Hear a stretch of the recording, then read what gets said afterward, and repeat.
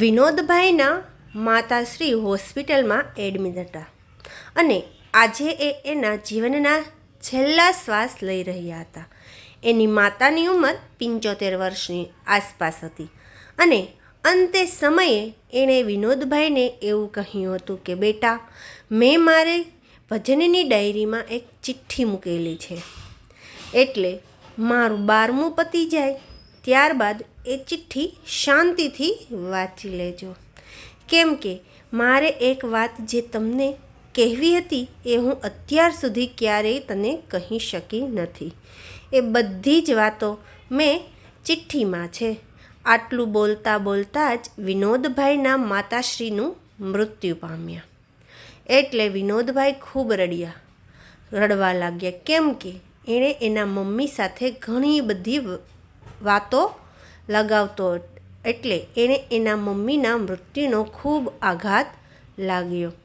એ વખતે વિનોદભાઈની ઉંમર 45 વર્ષની હતી.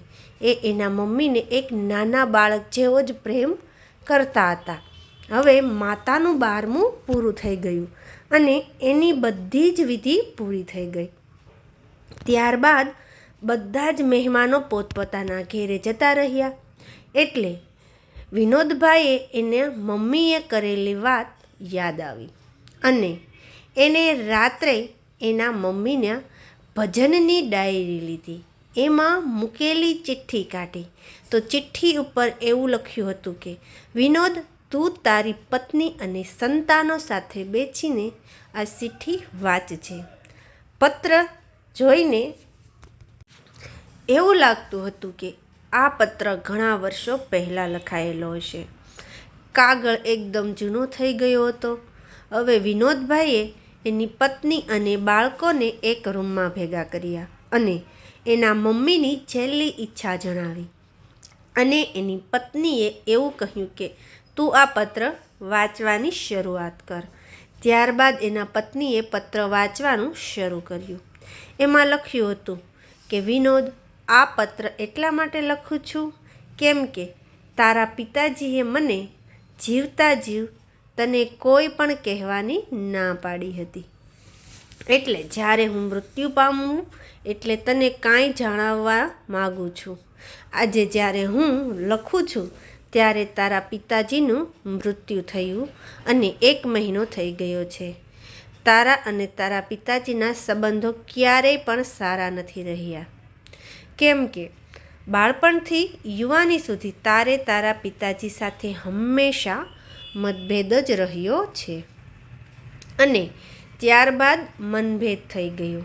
હવે અને તને તો હંમેશા એવું લાગતું હતું કે તારા પિતાજી તારી લાગણીઓ સમજતા નથી અને એમને એવું લાગતું હતું કે તું એમને સમજતો નથી અને તમારા બંનેની વચ્ચે હું પીચાતી હતી. તમારા પિતાજી થોડા ગુસ્સાવાળા હતા, પરંતુ એને અંદરથી ખૂબ જ પ્રેમ કરતા હતા.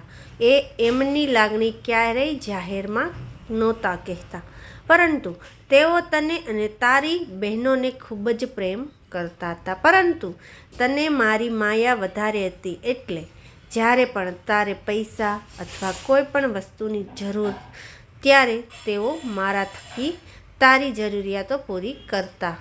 દીકરા, તારી દરેક જરૂરિયાતોનો પાયો તારા પિતાજીનો જ છે અને આ બધી વાતો ઠીક છે, કેમ કે આ બધું તો દરેક માતા પિતા કરતા જ હોય છે. પરંતુ તારી જિંદગીનું એક ખૂબ મહત્ત્વપૂર્ણ વાત છે, એ છે જે મારા સિવાય બીજા કોઈને ખબર નથી. બેટા, તારા લગ્ન થયા એના થોડાક સમય બાદ તે અને તારા પિતાજીએ સાથે રહેવાનું છોડી દીધું હતું. એમાં તારી પત્નીનો કોઈ વાંક નથી, પરંતુ તારા અને તારા પિતાજીના મનમાં રહેલા મતભેદ હતા. બેટા, તને યાદ હશે કે આજથી 1 વર્ષ પહેલાં તારો અને તારી પત્નીનો ખૂબ મોટો અકસ્માત થયો હતો. ત્યારે તું અને તારી પત્ની બંને ICUમાં જીવન મરણ વચ્ચે ઝોલા ખાઈ રહ્યા હતા. ત્યારે તારી પત્નીની હાલત ખૂબ વધારે ખરાબ હતી અને એને પેટમાં વધારે વાગ્યું હતું અને એની બંને કિડની ડેમેજ થઈ ગઈ હતી. ત્યારે એના જીવવાના ચાન્સ ખૂબ જ ઓછા હતા અને એને તાત્કાલિક કોઈ કિડની ડોનેટ કરે એવા વ્યક્તિની જરૂર હતી. ત્યારે તું બેભાન અવસ્થામાં હતો અને તને આ બધી વાતોની કોઈ ખબર નહોતી. ત્યારે ડૉક્ટરે ઘણા બધા સેમ્પલ લીધા. ત્યારે તારા પિતાજીની કિડની મેચ થઈ ગઈ. આટલું વાંચતા જ વિનોદભાઈની પત્નીની આંખોમાંથી આંસુની ધારા થવા લાગી અને એણે વાંચવાનું બંધ કરી દીધું અને રડતા રડતા કહેવા લાગી કે હવે હું આગળ નહીં વાંચી શકું, એટલે તમે વાંચો. ત્યારબાદ વિનોદભાઈએ કઠણ કાળજી રાખીને આગળ વાંચવાનું ચાલુ કર્યું. તો એમાં એવું લખ્યું હતું કે બેટા, તારા પિતાજીની કિડની થઈ ગઈ અને તારા પિતાજી પોતાની કિડની તારી પત્નીને આપવા માટે તૈયાર થઈ ગયા, પરંતુ મેં એમને આવું કરવાની ના પાડી અને એવું કહ્યું કે તમને તો પહેલાંથી જ એક કિડનીમાં તકલીફ છે અને તમે તમારી સારી કિડની ડોનેટ કરી દેશો તો તમારી હાલત ખરાબ થઈ જશે. એ સમયે તારા પિતાજીએ મારી વાત ન માની. મને એવું કહ્યું કે તું અત્યારે મારી ચિંતા ન કર, પરંતુ આપણા વહુ અને દીકરાની ચિંતા કર. કદાચ વહુને કંઈ થઈ જશે તો એને તો આખી જિંદગી જીવવાની બાકી છે અને એના બાળકો હજુ નાના છે, એટલે પત્ની વગરનો મારો વિનોદ બિચારો શું કરશે? આટલું વાંચતા જ વિનોદભાઈની આંખોમાં આંસુ આવી ગયા અને એણે એના મનમાં ડૂંબો ભરાઈ ગયો. એટલે વિનોદભાઈના 15 વર્ષના દીકરાએ પત્ર પોતાના હાથમાં લઈને વાંચવાનું શરૂ કર્યું.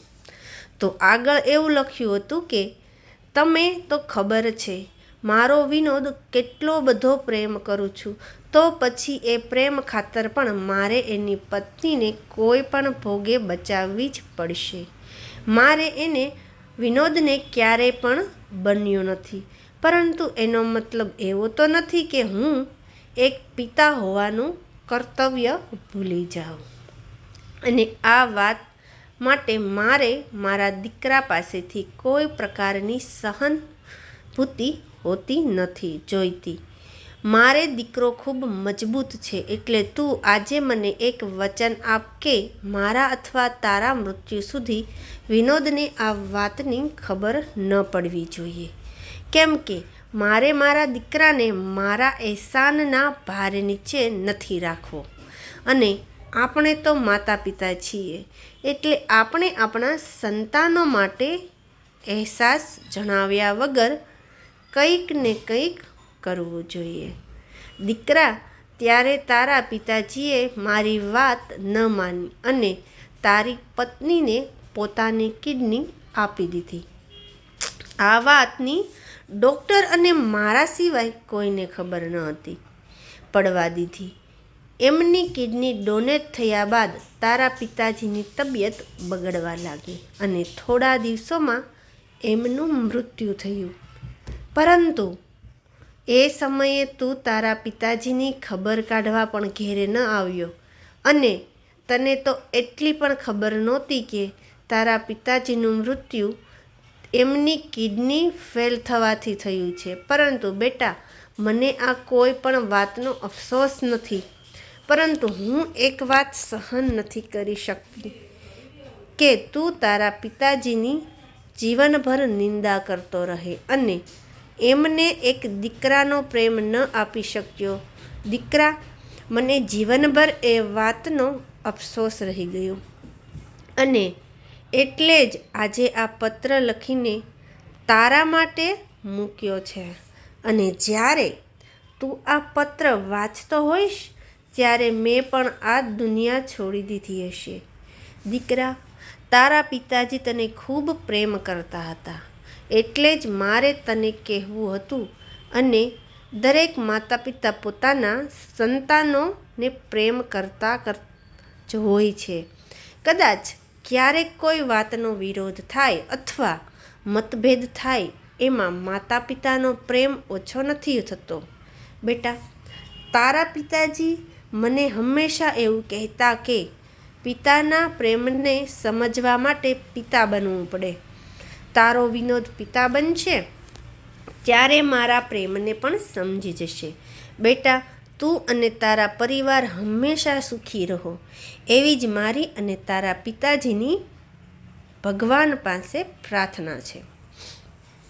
વૃદ્ધ દાદીમાનો પત્ર વાંચીને વિનોદભાઈનો દીકરો અને દીકરી ચૂપચાપ એના પિતાને જોઈ રહ્યા હતા અને મૌનમાં જાણે એક સવાલ હતો. અને વિનોદભાઈની હાલત કાપો તોય લોહી નીકળે એવી ન હતી. એની હાલત તો એવી હતી કે હવે પસ્તાવો કરે તો કોની સામે કરે, કારણ કે માતા પિતા હવે આ દુનિયામાં હાજર નહોતા. ત્યારે વિનોદભાઈ ઊભા થઈને ઘરમાં મંદિર સામે ગયા અને બે હાથ જોડીને જોર જોરથી રડવા લાગ્યા, કારણ કે એ કંઈ પણ બોલી શકવાની હાલતમાં નહોતા. ત્યારે એમનો દીકરો એમની પાસે આવ્યો અને કહેવા લાગ્યો કે પપ્પા, હું જીવનભર તમારું ધ્યાન રાખીશ. કદાચ તમે મને ખીજાશો અથવા તો આપણા વચ્ચે ક્યારેય કોઈ મતભેદ થશે તો પણ હું તમારો સાથ નહીં છોડું. આજે દાદાની વાત કરતી હું સમજી ગયો છું કે એક પિતા પોતાના સંતાન માટે શું કરી શકે છે. જ્યારે વિનોદભાઈએ પોતાના પુત્રને ગળે લગાડી દીધો અને જોર જોરથી રડવા લાગ્યા. મિત્રો, માતા પિતા એક એવું વૃક્ષ હોય છે જેને શીતળ છાયામાં સંતાનો હંમેશા સુરક્ષિત મહેસૂસ કરે છે. માતા પિતા કદાચ કોઈ પણ વાતના લીધે સંતાનોથી નારાજ હોય તો પણ સંતાનો પ્રત્યે એમનો પ્રેમ અને લાગણી ક્યારેય ઓછી થતી નથી અને હંમેશા પોતાના સંતાનોની ચિંતા હોય છે. એટલે કદાચ તમારા જીવનમાં માતા પિતા હોય અને એમની સાથે ક્યારેય કોઈ મતભેદ થાય તો એક બાળક તરીકે આપણી એવી ફરજ બને છે કે આપણે આપણા માતા પિતાથી નારાજ ન રહેવાય. માતા પિતા ક્યારેય કોઈની વાતને લઈને ઠપકો આપે તો સહજ ભાવથી એમને વાતને સાંભળી લેવી જોઈએ, કેમ કે માતા પિતા રૂપે વૃક્ષની છાયા દરેક સંતાનોના ભાગ્યમાં નથી હોતી. એટલે એ હયાત હોય ત્યાં સુધી એમની સેવા કરી એમને હંમેશા ખુશ રાખવાની કોશિશ કરવી જોઈએ. તો આજની સ્ટોરી તમને કેવી લાગી કમેન્ટમાં જરૂરથી જણાવો અને પસંદ આવી હોય તો વિડીયોને લાઈક, શેર તથા સબસ્ક્રાઈબ જરૂરથી કરજો. દરરોજ આવી નવી સ્ટોરી જોવા માટે ચેનલ સાથે જોડાયેલા રહો અને કમેન્ટ બોક્સમાં હર હર મહાદેવ જરૂરથી લખો. ધન્યવાદ.